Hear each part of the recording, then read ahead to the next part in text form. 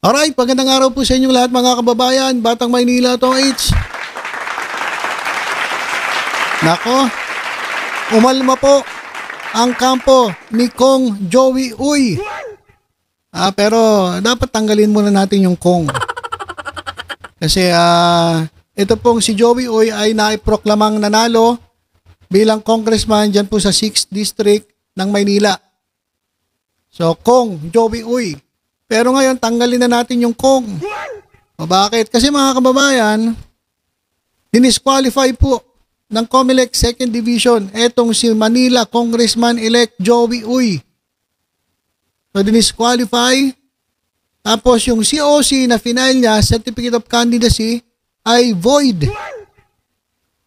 At yung kanyang proklamasyon ay annulled. So, ibig sabihin, mga kababayan, hindi na po siya Kong. So, hindi na po siya Kong. So, mas nararapat na tawagin na lang nating Joey Uy. So, itong si Joey Uy, mga kababayan, yung kanyang mga taga-suporta ay umalma. At ito po yung sabi nila, mga kababayan, na tuloy-tuloy pa raw ang kanilang suporta dito sa kanilang congressman. O, gawin na lang nating ex-congressman. Ex na kasi na-void na nga di ba? At sa gitna raw ng political challenges, so ang sabi ng kanyang mga taga-suporta, ito raw si Joey Uy ay pinopolitika. Sila raw ay tumatayo ng may full conviction behind congressman. Ex nga. Ulit-ulit na lang tayo ex-congressman, hindi na nga siya congressman. Kasi nga di ba? Na-disqualify na nga siya at yung kanyang COC ay void at ang kanyang proklamasyon ay annulled. So hindi na po siya kung congressman, ex na po, ex. Paulit-ulit naman tayo. So sila raw ay sumusuporta dito kay Joey Uy at sa Uy family. Despite the recent decision na inilabas po ng Commission on Elections, sabi nila, let it be known, the people have spoken. Nagsalita rin ang COMELEC. Mas makapangyarihan ang COMELEC. Kasi alam nila kung ano yung kanilang naging desisyon. Hindi naman ito magdi-decide ng walang basihan. So bagamat nagsalita po ang tao dyan po sa Maynila, ay hindi po yan pwedeng maging basihan dahil ang basihan po ng COMELEC ay ang konstitusyon. Alright? Kasi sabi nga nung iba marami talagang tulongges dyan sa Maynila na ibinoto etong si Uy kahit ito pala mga kababayan ay hindi born Filipino. Ayan mga kababayan, sabihin ko na, ang dahilan po ng COMELEC, hindi po siya born Filipino. Siya po ay naturalized Filipino. So, ibig sabihin, kapag naturalized, hindi ka talaga born Filipino. Para kang si Brownlee. Alam niyo po yung basketball player ng Gilas, Pilipinas, si Brownlee. Naturalized Filipino po siya. Pero hindi po siya as in dito siya pinanganak. Ganon din daw, etong si Uy. Ang argumento naman ng mga kanyang mga taga-suporta, tagal-tagal na raw na itong naging konsehal dyan po sa Maynila. So bakit ngayon lang daw kini-question? Tanungin nyo yung COMELEC. Pero pinagpipilitan pa rin nila na ito raw si Uy ay pinanganak at inalagaan, born and raised dito po sa Pilipinas. Hindi lang daw siya isang true Filipino. Not just by law, but by identity, by service, and by the life he has lived in this country. Kanyang puso, ang kanyang home at commitment ay laging daw nandyan.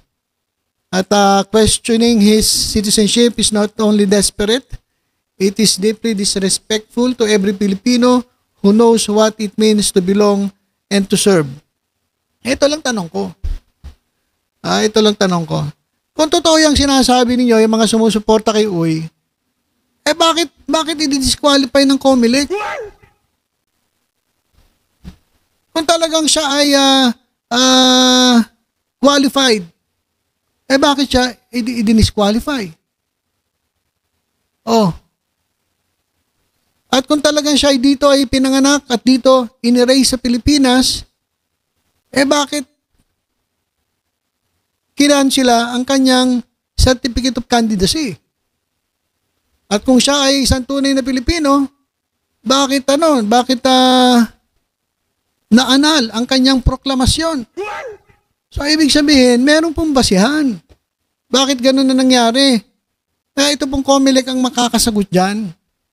Etong mga taga-suporta ni Uy, karapatan nilang sumigaw at sabihin kung ano gusto nilang sabihin.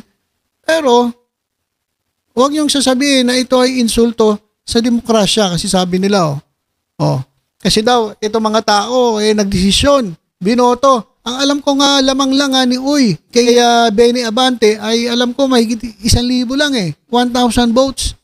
At meron nga ako naririnig na balita, nagkabayaran daw Kaya ganun ang nangyari. Pero wala naman akong hindi ko sinabi na totoo, pero narinig ko lang na merong bayarang nangyari. Pero yaan na natin yun, tapos na yun. So, lumamang siya ng mahigit 1,000. Alam ko 1,000 lang ang difference. So, nagsalita daw ang taong bayan, binoto si Uy. Kasi hindi naman alam ng tao siguro na ito pa lang si Uy ay naturalized Pilipino. Nakita ng COMELEC, nabuko. So, hindi yan insulto sa demokrasya. Mas insulto yan sa demokrasya kung hinayaan natin na maupo itong si Uy bilang congressman niya sa Maynila na hindi pala siya isang tunay na Pilipino. Siya ay naturalized Pilipino lamang. Para tayo naglagay ng ng isang alis ko dyan sa Maynila. Patay tayo dyan. Di ba? O sabi, ito raw ay political maneuver. Insulto sa demokrasya, hindi po. Nasa konstitusyon po yan. Di ba? Binasa ko na yan kanina doon sa una nating video. So ngayon, sabi nila, we will not be silent. We will not surrender. Di karapatan nyo yan. Bahala kayo sa buhay ninyo. Gusto nyo mag-rally-rally kayo. Pero hintayin ninyo yung kasi itong si Joey Uy ay naman daw ay umapila dito sa sa COMELEC, mga kababayan. Eto nga nananawagan sila sa media, government agencies and institutions. Nanawagan kayo ng people power. People power ba yan? Respect the vote, respect the people. Democracy must not be for sale. Yan ang sabi ng mga taga-suporta ni netong naturalized Filipino na si Joey Uy. Kandidato po ito ng Yormes Choice, mga kababayan. So ako, mga kababayan, naniniwala na hindi ito politika. Meron kasing nakita, may basihan po ang COMELEC. So huwag kayo masyadong sa damdamin ninyo. At eto, mga kababayan, para medyo kumalamay ba? medyo kumalma. Kumalamay tuloy. Para medyo kumalma kayo. Baka people power pa kayo Para kumalma. Etong si Benny Abante, mga kababayan, bagamat siya ay pinroklamang panalo diyan po sa 66 ng Maynila bilang representante, ay hindi naman daw agad-agad pa mapoproklama etong nanalo si Benny Abante. Ayan. Okay? Relax na kayo? Medyo okay na ba kayo? So, dineclare po siyang panalo pero hindi pa siya mapoproklama. Okay? So, nilinaw ni Garcia na hindi pa pinal ang desisyon ng COMELEC Second Division na nagpawalang bisa sa Certificate of Candidacy ni Luis Joey Chua Uy. Dahil may 5 araw pa ang respondent para hamunin ang ruling. So, yan po yung due process na tinatawag. Yan po yung due process. Hindi po yung gugurgurin niya yung mga... Hindi po. Yan po due process. Diba? So, hindi pa final. Pwede pang umapila, hamunin ang ruling ni Chua Uy, meron pa siyang 5 days para gawin iyon. At kahit na annulled ang kanyang proklamasyon, ay hindi pa final and executory ang desisyon, ay maaring may effect pa ang proklamasyon hanggat wala pang finality ang desisyon na binabaliwala ang naturang proklamasyon. Ang laging titingnan ay kapag may issue ang COMELEC na Certificate of Finality and Entry of Judgment. Doon kayong magngangawa na. Pero ngayon, may due process, pwedeng umapila si Joey Uy at pwedeng mag-ain ng motion for reconsideration sa COMELEC and Bank. Ayan po mga kababayan. Posible rin niyang iangat ang kaso sa Supreme Court ayon kay Garcia. So ayan mga kababayan. So itong si Benny Abante, palalo po sa eleksyon dyan po sa 6th District bilang kongresista, pero hindi pa po siya pwedeng maiproklama. Dahil nga po aapila pa. Itong si Joey Uy. Isa pong naturalized Filipino. Comment nga kayo mga kababayan. Tama naman ang desisyon ng COMELEC . Kung naturalized Filipino ka lang, hindi ka karapat dapat humawak ng pwesto sa gobyerno. Naturalized Filipino ka. Imagine niyo nga si Brownlee. Si Brownlee, tatakbong a congressman. Pag nanalo, baka magkagulo. Hindi naman Pilipino yan, naturalized Pilipino yan .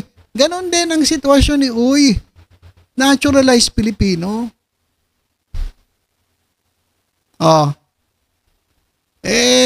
Para pagbigyan, para may due process, para walang iyakan.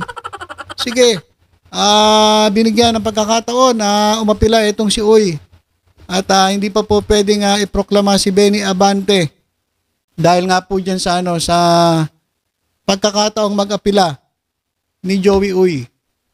So abang-abangan natin mga kababayan ang magiging update dito po sa Abante Uy. Uy, Abante. Mas maganda yung Abante kaysa Uy. Pag Uy, parang natalisod ka. Uy, natalisod ako. Mas maganda pa rin yung Abante. Diba? Abante. Dire-diretso lang, Abante sa pagunlad. Yung Uy, nadapa ako. Diba? Mas maganda na yung Abante. Anyway, mga kababayan, abangan natin ang magiging desisyon ng COMELEC. At matagal-tagal pa ata ito. At abot pa ata ito ng Supreme Court.